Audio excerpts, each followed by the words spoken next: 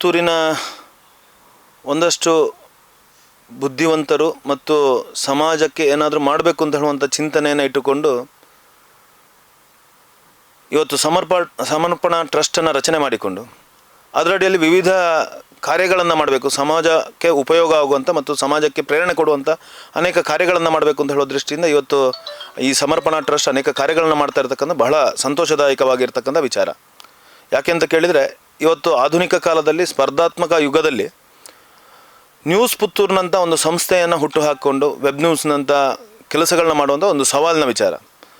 ಈ ಸಂದರ್ಭದಲ್ಲಿ ಜನ ಅಪೇಕ್ಷೆ ಪಡುವಂಥ ಅತ್ಯಂತ ಶೀಘ್ರದಲ್ಲಿ ಕ್ಷಣಾರ್ಧದಲ್ಲಿ ಆ ಸುದ್ದಿಗಳನ್ನು ಬಿತ್ತರಿಸುವಂಥ ಮತ್ತು ಸತ್ಯ ನೂತನ ವಿಚಾರಗಳನ್ನು ಜನರಿಗೆ ತಿಳಿಸುವಂಥ ಕಾರ್ಯದಲ್ಲಿ ನ್ಯೂಸ್ ಪುತ್ತೂರು ಅತ್ಯಂತ ಯಶಸ್ವಿಯಾಗಬೇಕು.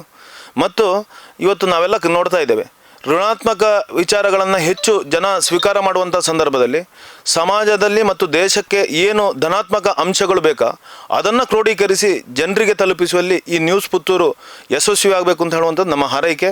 ಶ್ರೀ ಮಹಾಲಿಂಗೇಶ್ವರನ ಅನುಗ್ರಹದಿಂದ, ಖಂಡಿತ ಎಲ್ಲ ಗುರು ಹಿರಿಯರ ಆಶೀರ್ವಾದದಿಂದ ಈ ಕಾರ್ಯದಲ್ಲಿ ನ್ಯೂಸ್ ಪುತ್ತೂರು ಇದರಲ್ಲಿರ್ತಕ್ಕಂಥ ಸಿಬ್ಬಂದಿಗಳಿರ್ಬೋದು, ಯಾರು ಇದರ ಸಂಸ್ಥಾಪಕರು ಇರ್ಬೋದು, ಅಥವಾ ಇದರಲ್ಲಿ ಕೆಲಸ ಮಾಡುವಂಥ ವ್ಯಕ್ತಿಗಳು ನಮಗೆಲ್ಲರಿಗೂ ಪರಿಚಯ ಇರತಕ್ಕಂಥ ಅನೇಕ ವರ್ಷಗಳಿಂದ ಒಂದಷ್ಟು ನಿಸ್ವಾರ್ಥತೆಯಿಂದ ಸಮಾಜದಲ್ಲಿ ಯೋಚನೆ ಮಾಡುವಂಥ ವ್ಯಕ್ತಿಗಳಿದ್ದಾರೆ. ಆ ದೃಷ್ಟಿಯಿಂದ ನಮಗೆ ವಿಶ್ವಾಸ ಇದೆ ಈ ಕಾರ್ಯದಲ್ಲಿ ನ್ಯೂಸ್ ಪುತ್ತೂರಿನಲ್ಲೇ ಅತ್ಯಂತ ಯಶಸ್ವಿ ಆಗತಕ್ಕಂಥ ಒಂದು ಸುದ್ದಿ ಸಂಸ್ಥೆಯಾಗಿ ಬೆಳೀತದೆ ಅಂತ ಹೇಳುವಂಥ ನಮ್ಮ ವಿಶ್ವಾಸ ಇದೆ. ನಮ್ಮೆಲ್ಲರ ಹಾರೈಕೆಯೂ ಇದೆ. ಮಹಾಲಿಂಗೇಶ್ವರನ ಅನುಗ್ರಹವನ್ನು ಬೇಡ್ತಾ ಈ ಒಂದು ನ್ಯೂಸ್ ಪುತ್ತೂರಿಗೆ ಶುಭವನ್ನು ಕೋರ್ತಾ ಇದ್ದೇವೆ. ಜೈ ಶ್ರೀರಾಮ್.